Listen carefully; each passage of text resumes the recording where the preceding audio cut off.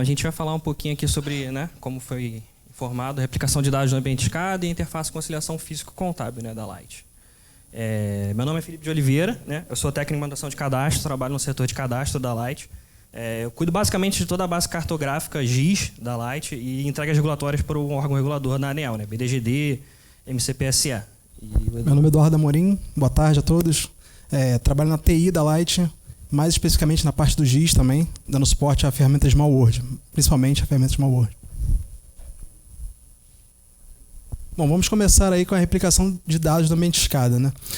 O processo é bem simples, basicamente seria o transporte de dados de um ambiente a outro, né? Mas vou entrar um pouquinho no detalhe do nosso processo lá, do que acontece, né? Bom, rapidez e agilidade na manipulação de grandes volumes de dados proporcionados pelo FME permite a entrega final das informações replicadas com qualidade sem impactar a performance do ambiente de origem. Por que a gente quis enfatizar isso, né? Porque a gente sabe que, no nosso caso, por exemplo, a gente está tratando com milhões de dados, né? Ao dia. A gente vai ver aí, eu tenho mais ou menos a média diária de dados e então, para ter uma garantia de que esses dados estão sendo transportados de um lado ao outro, a gente tem que ter um processo bem sólido e o FME dá conta disso lá no nosso ambiente. Tá? Aqui são os pontos que a gente vai pegar, né? A utilização do FME para a replicação dos dados, nosso problema, riscos e impactos da solução, fluxo de validação e um resumo. Utilização do FME para a replicação dos dados. Alguns sistemas técnicos necessitam de informações provenientes da base histórica SCADA através de um ambiente espelhado. Como é que funciona lá para a gente, né? A gente tem uma base que é utilizada pelo sistema de automação em SQL Server. Tá? E essa base, vamos dizer que ela tem que ser intocável. Não posso chegar lá e plugar um sistema para pegar a informação. Os dispositivos em campo mandam informações para essa base. Tá? Então essa base tem que estar o mais intacta possível. Né? Então o que foi visto? E ao passo que o tempo, aliás, como o tempo foi passando, alguns sistemas estavam precisando dessas informações. Tá? A gente tem lá no final lá do fluxo, tem o máximo topos, que são sistemas que precisariam dessas informações que são oriundas da automação. Tá? Então aqui basicamente eu tenho a minha base SCADA inicial, tá? Uma base que está recebendo em tempo real, né, as informações dos dispositivos. Tenho essa replicação para bases históricas, né? Tá? E essas bases guardam de 2 a 4 anos de dados. Enfim. Nesse ponto eu tenho um extrator FME, onde o FME está atuando, replicando os dados para essa base do SCADA, que nessa base aqui, para a utilização dos sistemas, eu tenho mais ou menos 1 ano de dados aí, né? Que é o que eles precisam para poder utilizar aí no dia a dia. Tá? Então, para atender a demanda dos sistemas sobre o grande volume de dados, foi pensado em criar uma solução agendada de integração que permitisse a replicação do ambiente histórico de forma a disponibilizar um ambiente acessível ao sistema. Nosso problema. O ambiente histórico possui um grande volume de dados, né, que eu já falei, pela área de automação. Além disso, temos uma limitação de acesso a esse banco. Como eu falei também, é um acesso bem restrito que fica geralmente com o pessoal da automação. A gente não pode fazer consultas diretas lá, enfim. A não ser pelo fluxo FME, que algo que já havia sido definido e programado com eles, tá? Com a área. Pois não se pode comprometer o desempenho destes servidores sob transições realizadas. Né? Eles ficam basicamente dedicados às informações que chegam de campo, tá? dos equipamentos. Então aqui eu tenho uma média de dados ao dia das tabelas principais dessa base de automação. A gente tem a tabela Alarm com 700 mil dados ao dia, Count com 1,2 milhões, Status 30 milhões e Analog é nosso monstro de 80 milhões de dados ao dia. Tá? É muita coisa. Né? Então, realmente, para dar conta dessa galera aí, só com um processo bem sólido, bem legal. Tá? E o FME está conseguindo cumprir bastante seu papel aí. Com isso, necessitamos buscar uma forma de manter o acesso aos dados SCADA sem comprometer a utilização do ambiente histórico. Ok. A solução. O problema, né? A necessidade dos dados, de utilização dos dados. A solução, criar um fluxo para replicação que entregue alta performance. E o resultado, os dados são transportados para a base espelhada de acordo com o fluxo de execução. E aí cada tabela vai ter a sua periodicidade de puxar, né, o dado, dependendo do tipo de dado, tá? Mantendo o acesso 24/7 dos dados de origem. Aí aqui a gente fala um pouco sobre o fluxo de validação, é uma leitura rápida. Então, os fluxos FME associados às tabelas da base escada CCD, que é a cascadura, né, que seria a escada origem, status alarm count e a análoga, foram configurados para serem executados a partir do agendamento em períodos de tempo pré-definidos. Como eu falei, cada tabela demanda um tempo para que o fluxo rode, né? Então, a gente tem até o fluxo assim, mais dinâmico, ele roda de 2,5 minutos a 2,5 minutos. Então, você tem lá uma atualização bem dinâmica disso. Os processos envolvem a execução paralela e contínua de cada fluxo, respeitando a limitação e utilização da base escada histórica. Origem de dados, tabelas SQL Server, né, como eu falei, da base escada de cascadura. E os destinos são as tabelas Oracle particionadas, no ano mês. Né? Então, a gente tem como origem SQL Server e como destino Oracle em tabelas particionadas. Tá? O ambiente Oracle deve manter os dados dos últimos 12 meses de acordo com a necessidade dos sistemas que utilizam esses dados.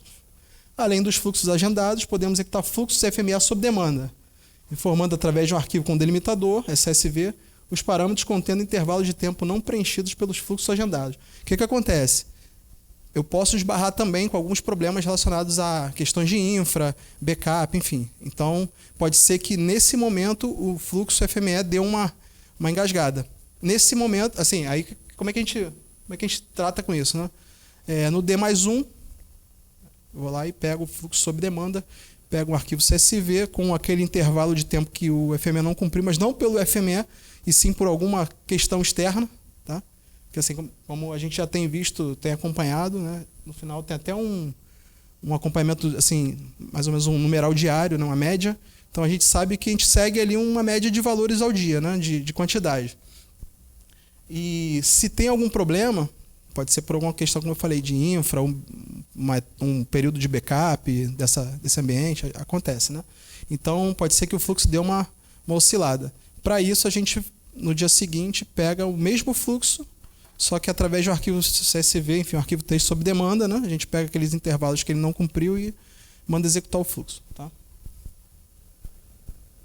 Bom, aqui é um diagrama, né? Um fluxo do que está acontecendo exatamente. Aqui a base histórica, SQL Server, os fluxos de transformação FME e a base final, espelho. Tá? Então a gente tem a Alarm. E assim, dentro do fluxo é importante dizer que como a gente tem que tentar desonerar o máximo possível da tabela origem, né, do dado origem, a gente fez o seguinte, a gente criou uma tabela intermediária dentro da base Oracle que faz as validações nela. Né? Pega o dado, faz as validações, joga a responsabilidade toda para a base espelho, tá? Que é uma base dedicada a esse fluxo. Inclusive, a nível de engine, a gente tem uma própria só para rodar esse processo. Né? Tá, então aqui basicamente é da Alarm, né?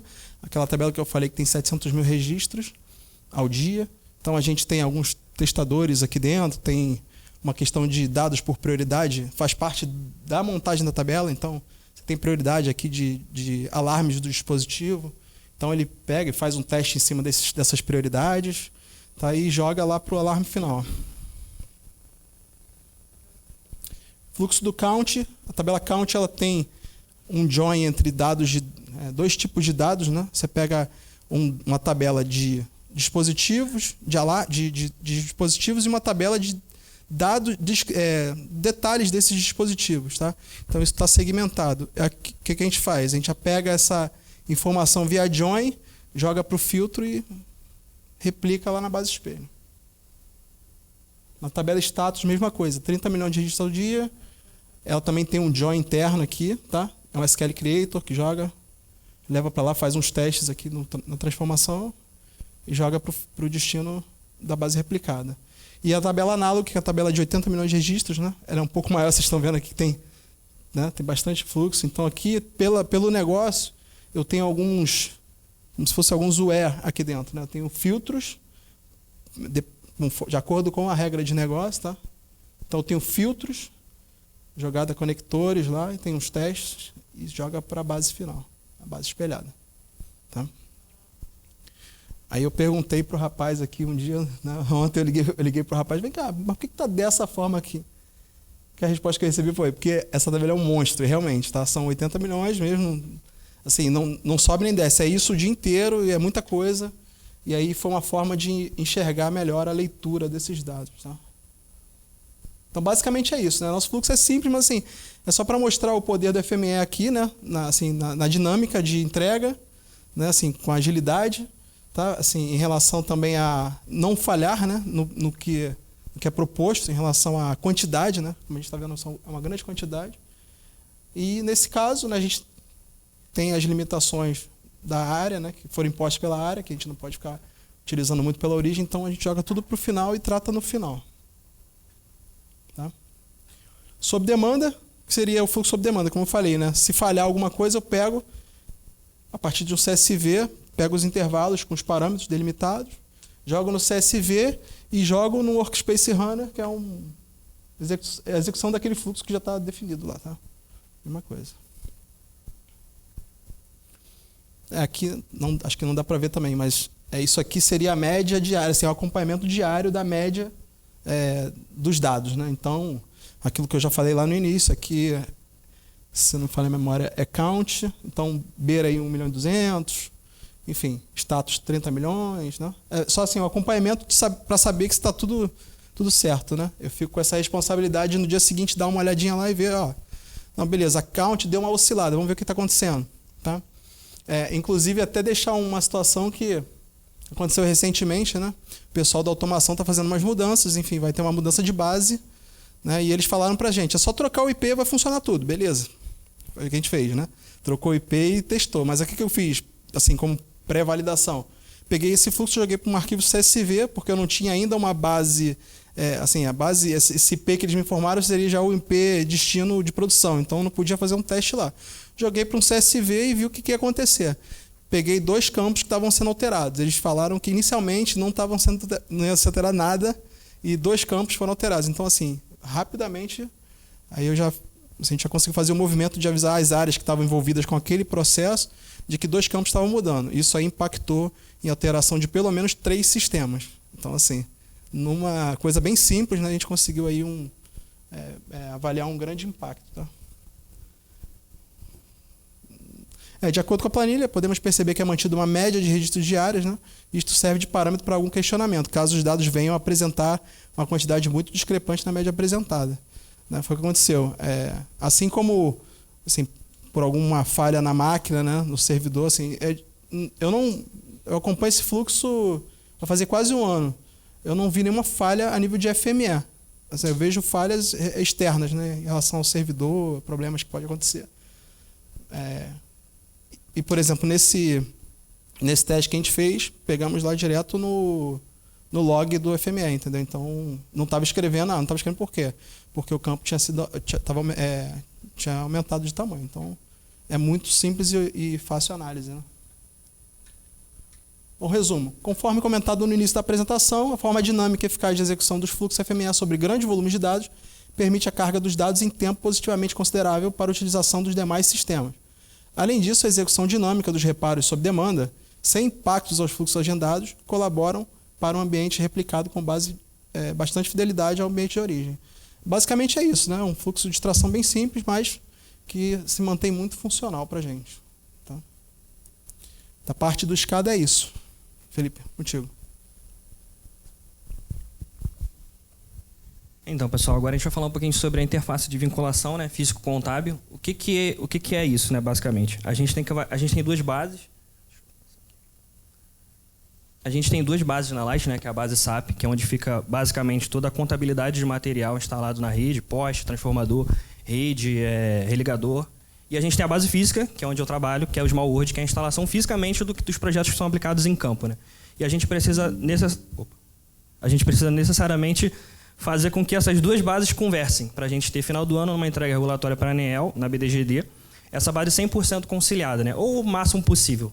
A gente conseguiu, ano passado, atingir uma marca de 98% de base conciliada, físico-contábil, o que é a primeira vez na história da Light que a gente consegue um percentual tão alto assim.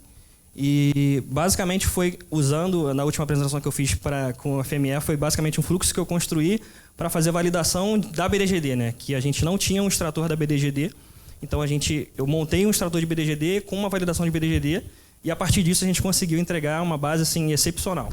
Felipe, vale lembrar que a média assim, de uma base excelente, né, a gente pode considerar uns 95%, né? Na verdade, 95%. Uns 89% a 92% é uma base que a ANEEL considera excelente. E a gente conseguiu ano passado 98%. Isso considerando todas as concessionárias de energia do Brasil, né? Não só do Rio.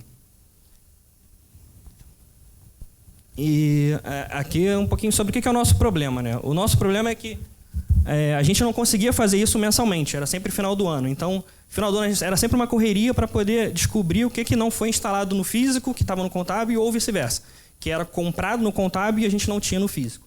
Então, ano passado, a gente começou com um estudo na nossa base de Smallworld para criar novos campos, para poder inserir informações de lotes que tinham no SAP, né, de cada equipamento, porque são bases diferentes que não conversam. Então, eu tenho um tipo de instalação no Smallworld e um outro tipo de instalação no SAP, que no final eles têm que falar a mesma língua.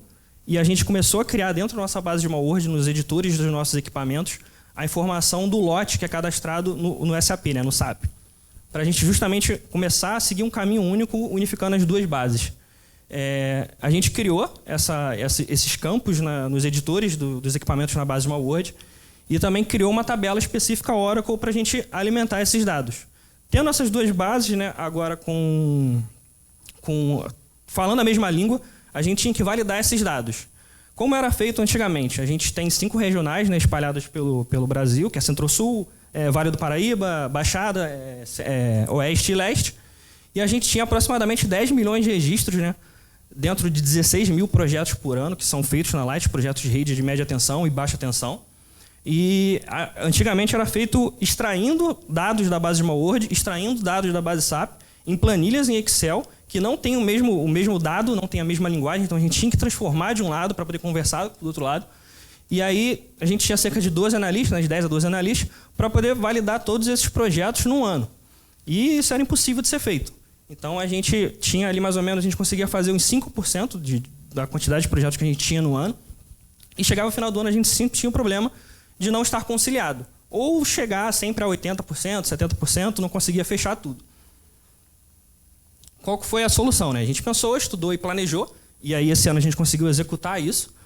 Foi construir, né, como eu falei, um banco e os campos nos editores de cada equipamento e fazer essa validação de forma automática usando o FME, que é nada mais do que conectar esse banco à nossa base SAP e fazer essa validação automática, sem precisar de uma pessoa para poder ficar lá extraindo planilha e não só 5%. Pegar meus 16, meus 20 mil projetos que são feitos no ano e validar tudo 100% do total, né? O que a gente fez?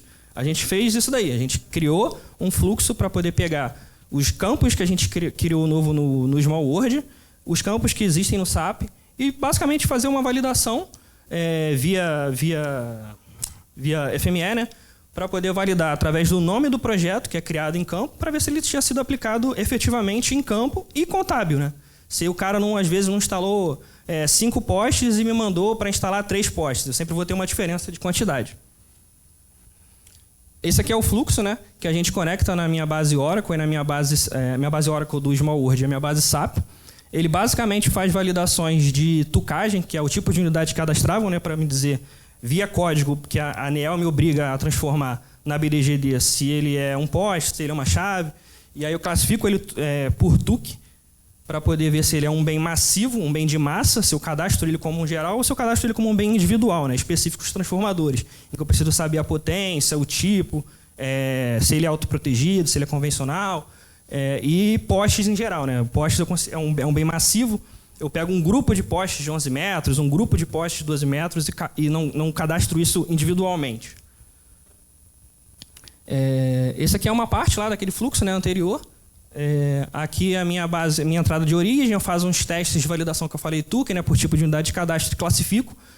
O poste é uma TUC, o transformador é outra TUC, religador é outra TUC. Tudo isso em linguagem ANEEL, né? Tudo isso em linguagem que a gente precisa entregar para o regulador, para o órgão regulador. Aqui ele valida a comparação entre esses campos, né, e a quantidade, para ver se está batendo não só a TUC em si, mas a quantidade está sendo confirmada por tipo de projeto, por nome de projeto. Além dos campos que são classificação contábil, que é, por exemplo, se o cara está realmente instalando um poste de 11 e um cara está instalando um poste de não está instalando um poste de 12, não adianta só ter a quantidade, eu preciso ter o mesmo bem cadastrado físico e contabilmente. Aqui é uma validação final, né, em que eu escrevo tanto em planilhas, né, para, por exemplo, o cara quer depois pegar um projeto que não foi validado e enviar para uma regional, analisar via planilha, via Excel, e também conecto ele num painel BI, né, para poder mostrar isso gerencialmente dentro da coordenação e levar para a diretoria. Eu montei esse fluxo, a gente esquedulou ele para ficar rodando diariamente com a nossa base SMAL e a nossa base SAP, e assim a gente consegue definir, né, através de um painel BI, por exemplo, aqui qual tipo de material que não está ok, qual material que está ok, e também indicar especificamente qual a área que está tendo mais problema de divergência, para a gente verificar se é um problema que o técnico de campo não está me enviando, está me enviando errado, ou se é um problema até de cadastro, em que eu recebo a informação e não cadastro corretamente na base do Small World. Hoje a gente consegue validar 100%, né, dessa base. Então, só um resuminho aí, foi bem rápido, mas basicamente é até simples, né? Parece simples, mas é bem tranquilo de ser feito. A gente criou o campo de lote para poder enviar esses dados, a gente criou uma base Oracle para ser alimentada desses dados, e hoje a gente consegue realizar 100% das análises para fechamento físico contábil. Então, assim, a base contábil agora está feliz com a base física, né? O que normalmente não acontecia dentro da Light. Agora a gente conseguiu fazer isso aí. E agora eu vou falar só um pouquinho dos nossos próximos passos. Eu e o Edu, né, junto com o pessoal da FME, a gente está planejando fazer uma conexão entre o ArcGIS, o Collector e o Survey no FME para importar dados direto para a base Small. O que a gente quer fazer, né? Ligação de cliente nova, de vinculação de cliente de baixa tensão em rede aérea.